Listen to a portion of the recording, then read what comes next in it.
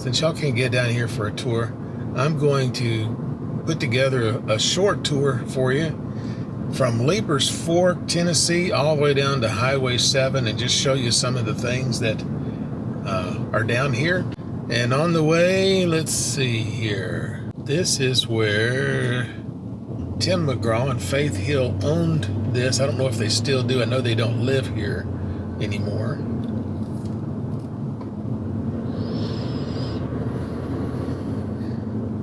And now on my right, that's where Hank Williams Sr. used to live.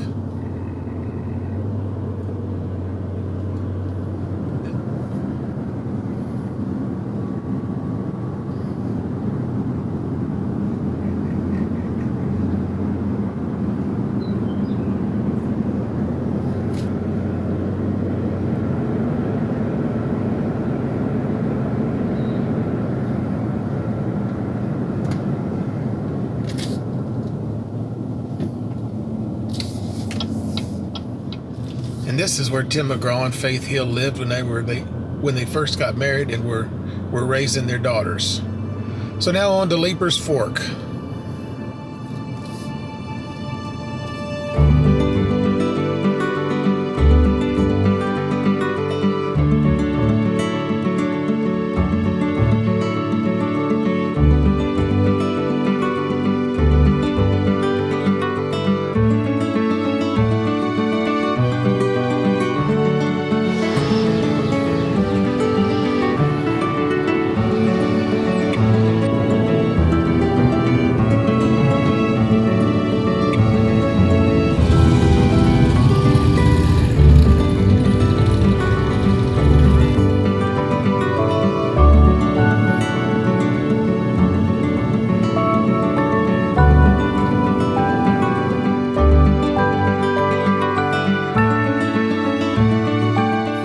You're going to see as you come out of Leiper's Fork is this sign here.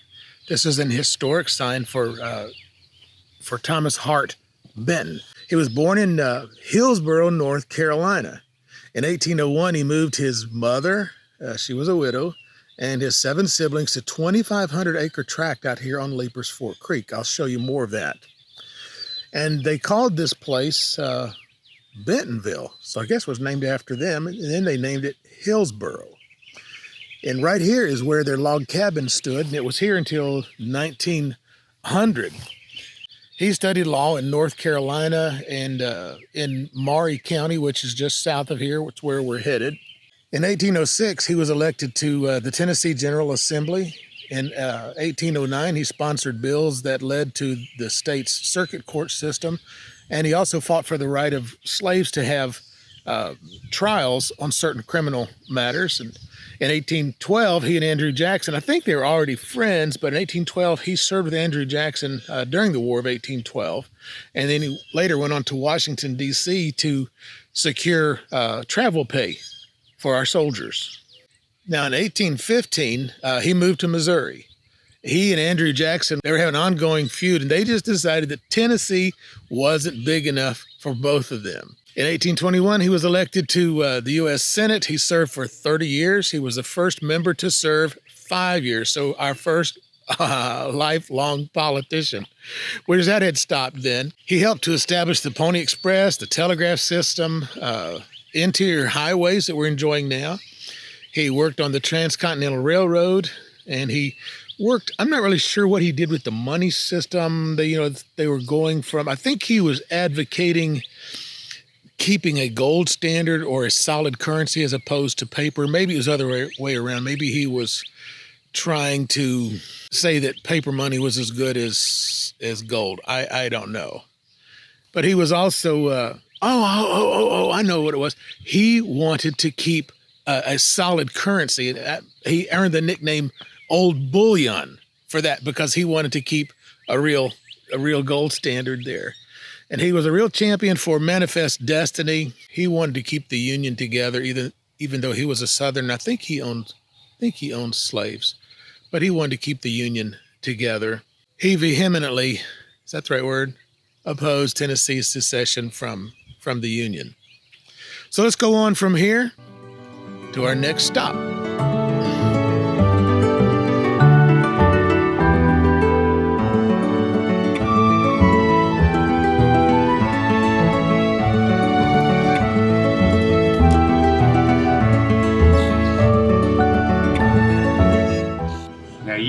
probably tell, this has been turned into an entertainment venue now. It's no longer a grocery store and hasn't been for years. Mr. Herman's been dead over 30 years. But people have performed here like Tim McGraw, Tony Joe White. Willie Nelson did a show one Friday night down here. Hey, Yeah. I know all them people. Do you? You Oscar Green? Oscar Green, yeah. That's my granddaddy. Oh, really? Oscar and Sue Well, Neal. we just did a show on Mr. Herman Green. That's my uncle. What a small world we live in. Herman Green's grocery up at Leiper's Farm. Yeah, we just did a show on that. Yeah. Yeah, we put it on YouTube just over the weekend. Last weekend. Yeah. Well, that's my kinfolks.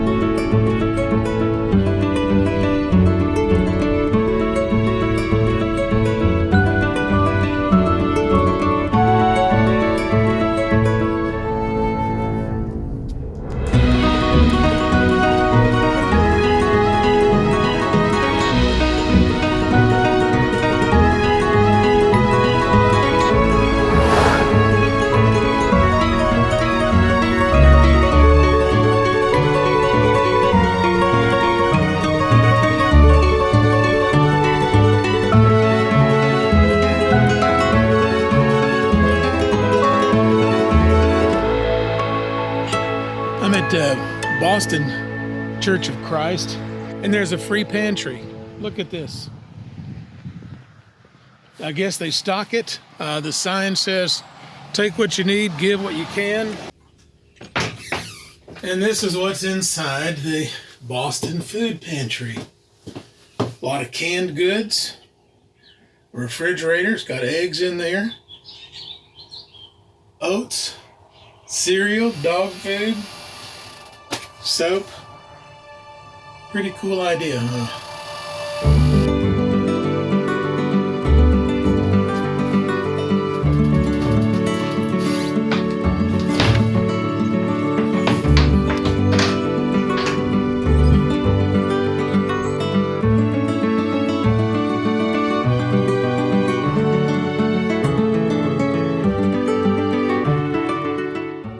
When you pass the Davis Hollow sign, you'll know you're getting close to Davis Grocery. It's owned by Greg and Lisa, who've been here about 1.5 years prior to that. This place had sat empty for a number of years. They have restored it to a point. I think it looks great. It looks like an old grocery store. Well, kind of like the one that I grew up in when I was down in Mississippi. I would say if you're out this way, I don't know how long your tour is going to take, how long you'll be stopping at the different places. That if you want a sandwich, a king sandwich, one of the best sandwiches around, I would stop here at Davis Grocery Store. The sandwiches out here are named after the people who lived around here. There's a sandwich named after the Davises, one after the Robinsons. I think there's something for the Carlisles. These are all families that are from this area. So for a good sandwich, stop along your way, stretch your feet. Make sure you tell Greg and Lisa that Mr. Jack told you to stop by. So we'll mosey on down the road and see what we can find next.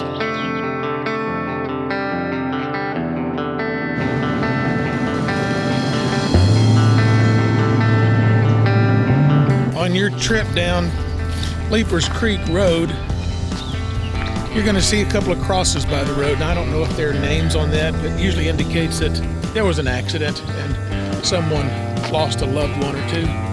There are 2 crosses, so I thought I would just get a picture of these. Look for them on your way down. This road is pretty cool. There's a creek down by the crosses on my left, and then on the other side of the road, there's another creek.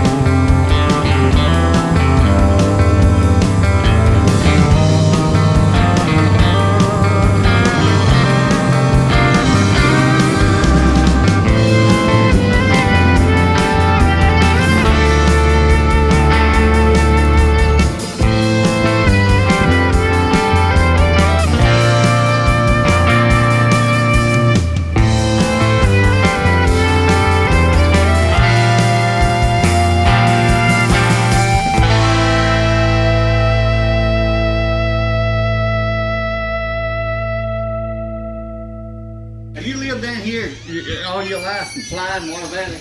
You know where the old railroad depot is up there above? Sawmill, on the side of Sawmill. No, on up Leiper's Creek, back toward Leiper's Ford. Yeah, before you get to Fly. No, it's above Fly. Oh, it up is? there between there and that Bethel. Oh, that's Oh, Bethel, yeah. The old railroad depot. I was born and raised right below it. Right below it. About 81 years ago. Do you remember when the train went through there then? No, it closed in 33. 33, so it's just before you was born a little bit. Yes. Yep. Yep. What was your name again, sir? Myron Soul. Mayron? Myron Soul. How you spell Mayron? M-A-R-I-O-N. It's I used to come in here when Mr. Henry was here. Oh, okay. Now where did Tony Joe White live then? I'm not sure. He lived at Water Valley or Fly Bottom down here somewhere. Yeah, Miss Net, the woman who owns it, she probably know, but she's not here right now. We're gonna get a little something to eat if y'all don't mind fixing All something. right. It depends. I gave my last cash to my son. I got Yeah, money. cards. Don't worry about that. Okay, I'm fine then. Yeah. How fast you said that? I'm fine. If you got money. Oh, Dolly. Dolly Parton. Got it for you, yes, sir. I knew her personally. Yep. Up here at Bethel Store, Nets now. Yep. All right. I don't know how long it's been. She come in there, her and her chauffeur. I was sitting up there, it was in November, eating, deer hunting. She was sitting over there. I sat down here. She got up a little while, come over and said, "You know who I am?" I said, "Yes, I know who you are. You're Dolly Parton." I said, "I can let you catch. I don't bother you nothing, I can't." Well, I asked her one question. I said, "Dolly, you lived in Woodbine in Nashville back in the 60s. Yes?" I said, "You remember you been out in the yard, a guy walked up to the fence and talked to you?" She said, "Was that you?" I said, "It sure was." Well, then she, up there at Bethel, we talked. Well, I seen her again, I guess 2 or 3 years later, back up there. Well, she come in, she seen me, she come over and sat down. Sat there and eat with me. Yeah. Well, now, Miss Griggs that used to live up there at Bobby's Cut used to fix her hair, didn't she? She used to come out here and let Miss Griggs fix her hair. On the left-hand side of the road up there. Yeah, if you're coming toward the It's Fly. just a Murray-Wishy County line right there. Yeah, that's right. Yes, sir. Richard Griggs' wife. Yep. So be looking for this one. And this is a Skelly Road. And I would highly recommend that if you come down here, when you do your tour, I'm just giving you the highlights up and down Leiper's Creek Road. But all of these roads that we're passing, take your time to turn down these roads. You'll find waterfalls and creeks. You'll find old barns. You'll find a lot of things that pertain to America's history. And you'll find some wonderful people. The church bells are ringing again. Let me get back there.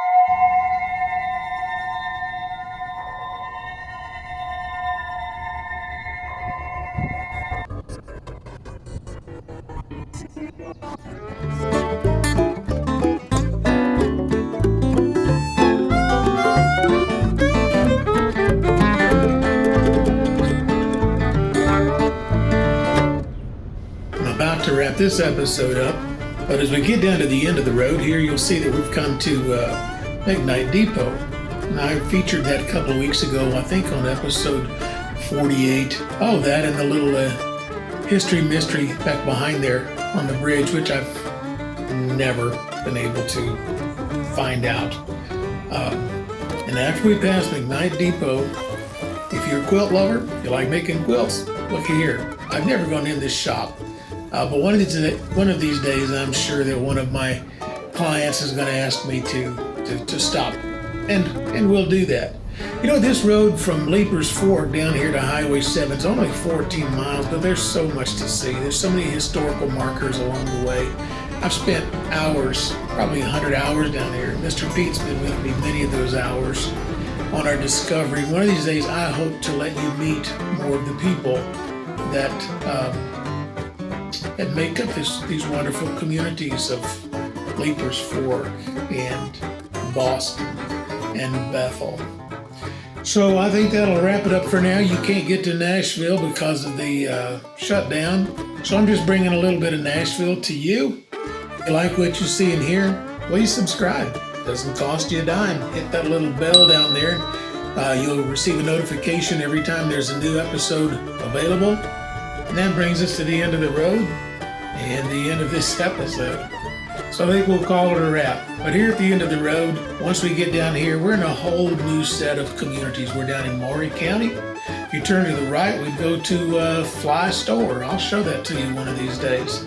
Go straight. If you could go directly straight, you go to Water Valley. You go left, you're going to go to Santa Fe. And I can't wait to tell you about Santa Fe. It's a great little place there. So that'll wrap this up. Make sure you tell your mom and them I said hey.